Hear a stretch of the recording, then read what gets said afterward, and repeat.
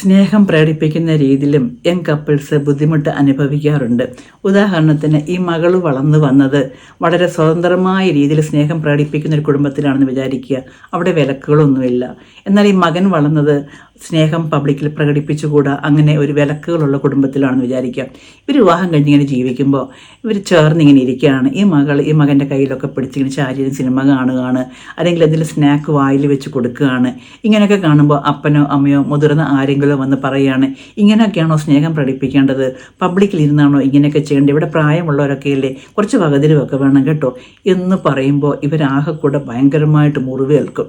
ഇവിടെ നമ്മൾ മനസ്സിലാക്കേണ്ടത്, ഈ സ്നേഹം പ്രകടിപ്പിക്കുക എന്ന് പറയുമ്പോൾ അത് ഏത് രീതിയിലാണ് എന്നുള്ളത് രണ്ട് കുടുംബത്തിൻ്റെ അവസ്ഥയെ നമ്മൾ മനസ്സിലാക്കുക. ഏറ്റവും പ്രധാനം ഈ ഭാര്യയും ഭർത്താവും തുറന്ന മനസ്സോടെ കാര്യങ്ങൾ പറഞ്ഞ് മനസ്സിലാക്കുക എന്നുള്ളതാണ് ഏറ്റവും പ്രധാനം.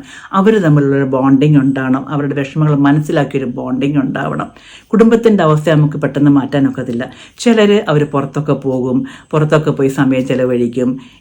ചിലർ മാറി താമസിക്കാൻ പറ്റുന്ന ആൾക്കാർക്ക് മാറി താമസിക്കും, അവരുടേതായ ഒരു പ്രൈവസി ഉണ്ടാകും. അല്ലെങ്കിൽ പുറത്ത് ഔട്ടിങ്ങിനൊക്കെ പോയി അവരുടെ ഒരു പ്രൈവസി ടൈം കണ്ടെത്തും. ഏറ്റവും പ്രധാനം അവർ തമ്മിൽ മനസ്സിലാക്കി ഒരു ബോണ്ടിങ് ഉണ്ടാക്കുക എന്നുള്ളതാണ്.